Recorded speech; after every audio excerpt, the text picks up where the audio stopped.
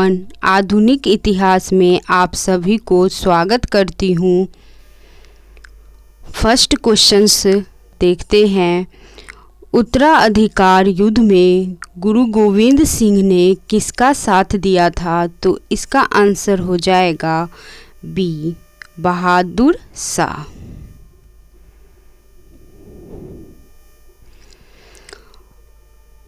Explanation देखते हैं। औरंगजेब की मृत्यु के बाद 1707 ईस्वी उसके पुत्रों में उत्तराधिकार युद्ध छिड़ा। इस युद्ध में गुरु गोविंद सिंह ने बहादुर शाह का नाम है मुअज्जम का साथ दिया। बहादुर शाह का नाम ही है मुअज्जम शाह का साथ दिया। औरंगजेब जो है 1658 ईस्वी से 1707 ईस्वी गुरु गोविंद सिंह के कट्टर विरोधी थे। उसने गुरुओं और सिखों पर कड़ा दमन किया। जहांदार शाह जो थे वो 1712 से 1713 ईस्वी औरंगजेब का पौत्र था। फर्रुख सियर 1713 ईस्वी से 1719 ईस्वी तक जहांदार शाह के बाद शासक बना। यह भी गुरु गोविंद सिंह के निधन 1708 ईस्वी के बाद का शासक था। नेक्स्ट क्वेश्चंस देखते हैं फ्रेंड्स। अवध में स्वतंत्र शासक कौन बना? तो इसका आंसर हो जाएगा बी, सआदत खां। एक्सप्लेनेशन देखते हैं। मुगलों से अलग होकर अवध का शासक सआदत खां बना। निजाम उल मुल्क चिनकिलिंज खां ने हैदराबाद में स्वतंत्र राज्य की स्थापना की। वह हैदराबाद का निजाम कहलाया। कौन? तो निजाम उल मुल्क।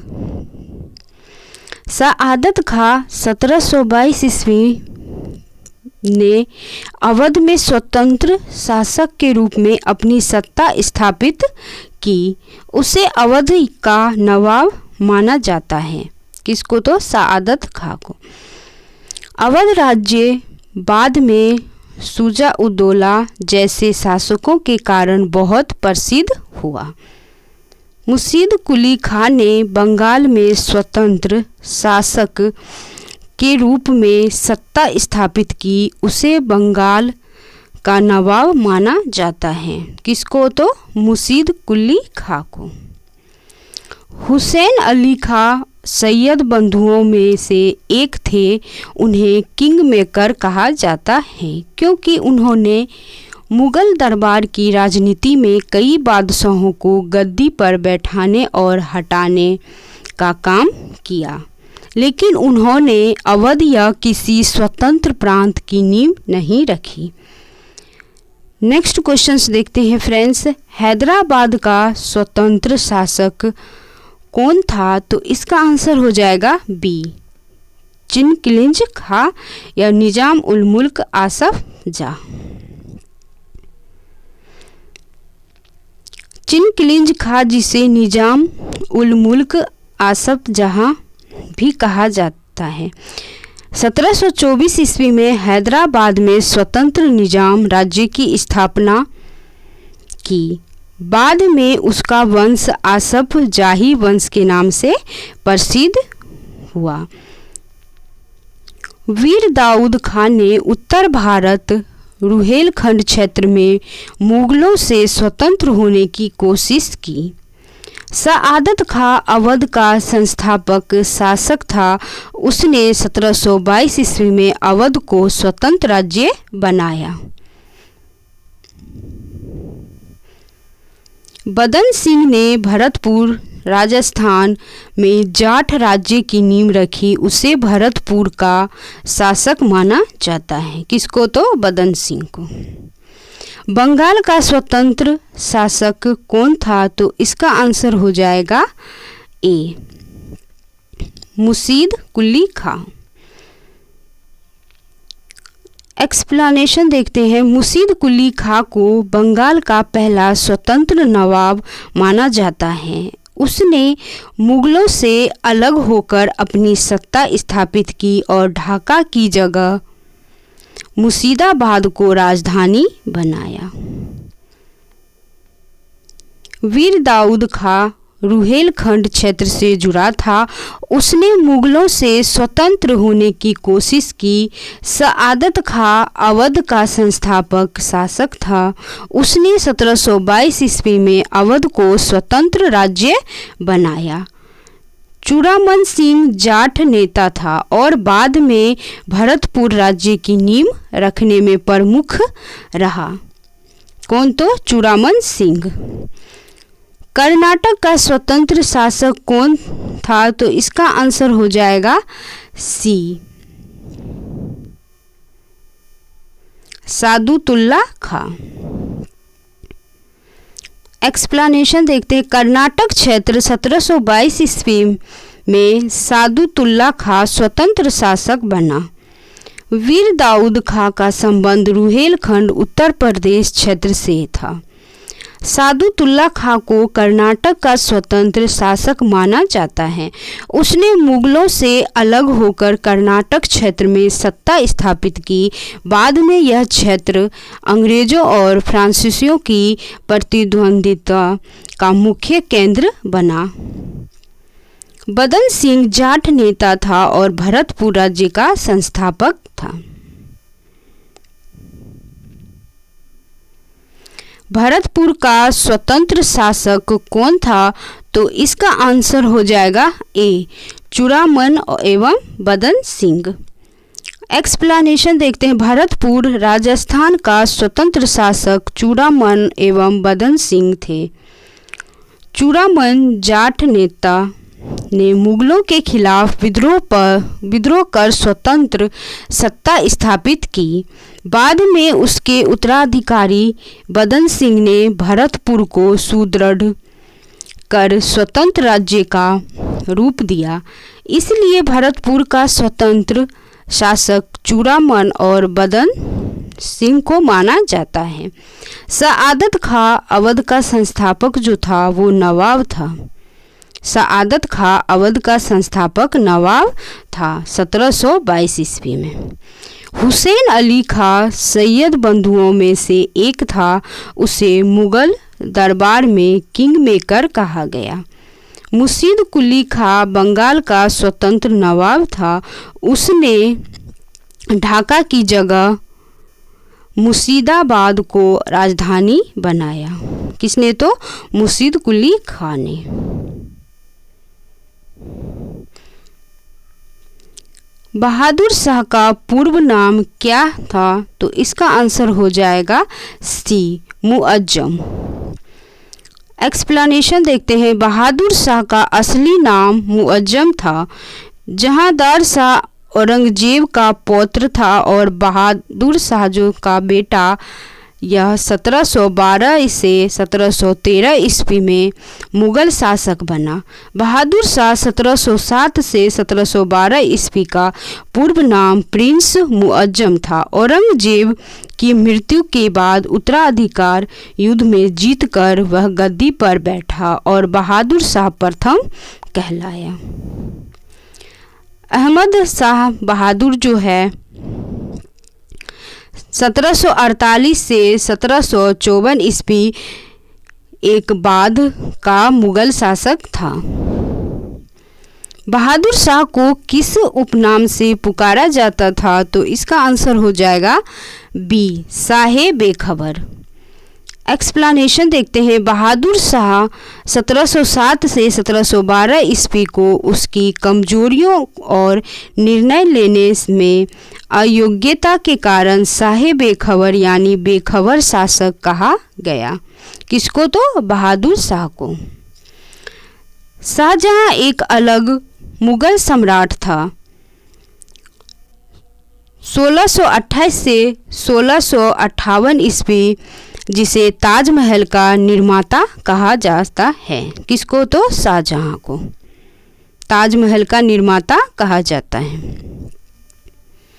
बादशाह ए गाजी की उपाधि आमतौर पर धार्मिक युद्धों या विजयों से जुड़ी होती थी। जहांदार शाह ने अपने शासन काल में किस वेश्या को हस्तक्षेप करने का आदेश दिया था? तो इसका आंसर हो जाएगा बी, लाल कुमारी को। एक्सप्लेनेशन देखते हैं। जहांदार शाह मुगल वंश का अत्यंत विलासी शासक था। उसने लाल कुमारी नामक वेश्या को शाही आदेशों पर हस्तक्षेप करने का अधिकार दे दिया था, जिससे उसकी छवि लंपट मूर्ख के रूप में बनी। अनारकली का प्रसंग अकबर और जहांगीर, जिसका नाम है सलीम, से जुड़ा एक प्रेम कथा जैसा किस्सा है। मुगल कालीन इतिहास में सैयद बंधु हुसैन अली खां एवं अब्दुल्ला खां को किस उपाधि से जाना जाता है? तो इसका आंसर हो जाएगा सी, शासक निर्माता। एक्सप्लेनेशन देखते हैं।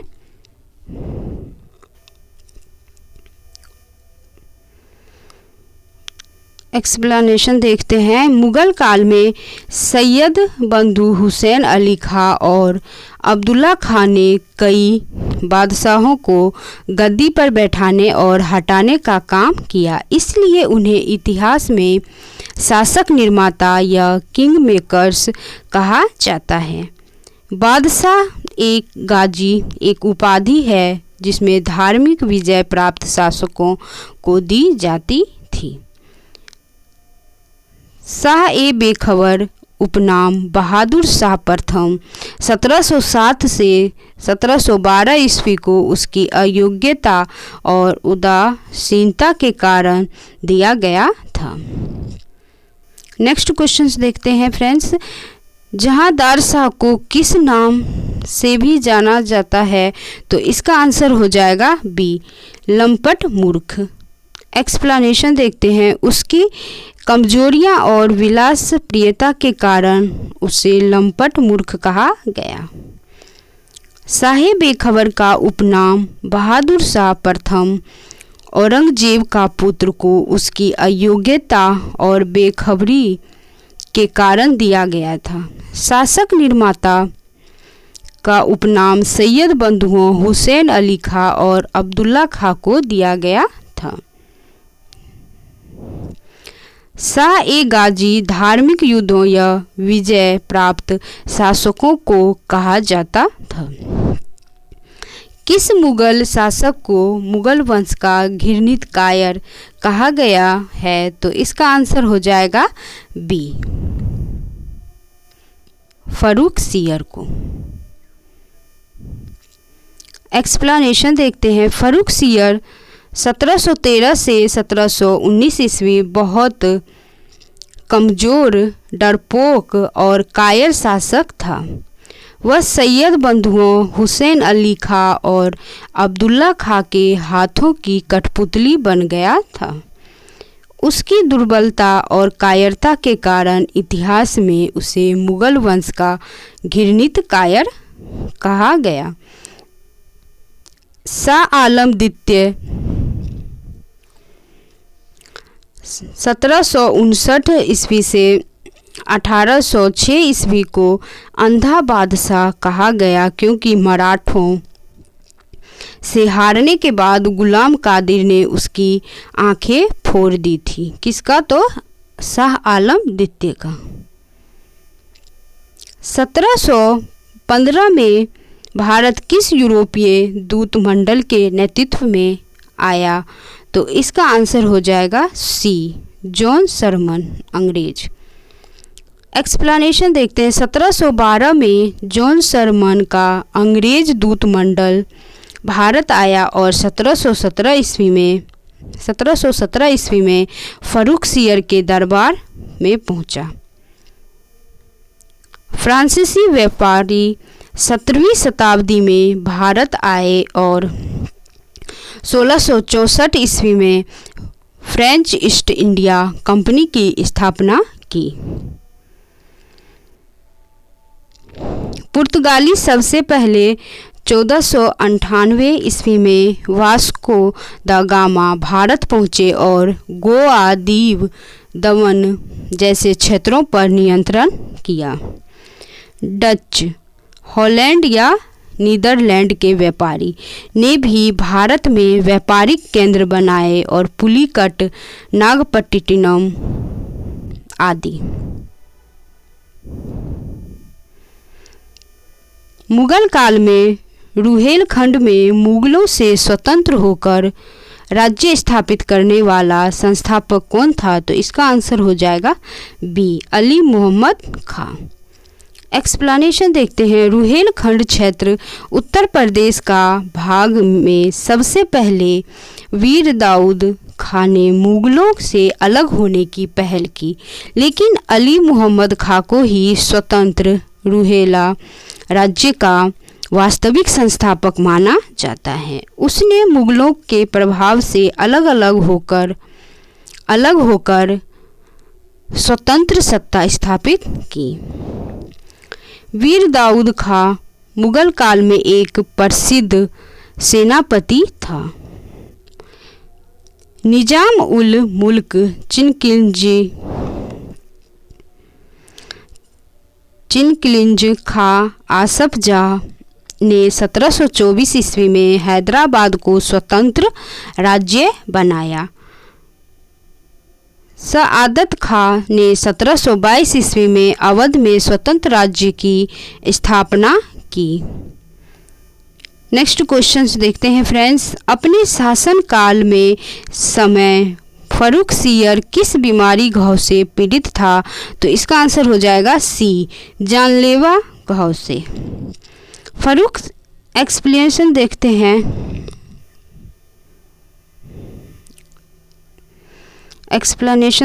हैं। फर्रुखसियर 1713 से 1719 ईस्वी एक कमज़ोर मुगल शासक था। उसे एक जानलेवा फोड़े घाव ने बहुत कष्ट दिया, जिससे उसका स्वास्थ्य बिगड़ गया और शासन चलाने की क्षमता और भी कमज़ोर हो गई। इस कारण यह सैयद बंधुओं का पूर्ण कठपुतली बन गया। वीडियो देखने के लिए धन्यवाद।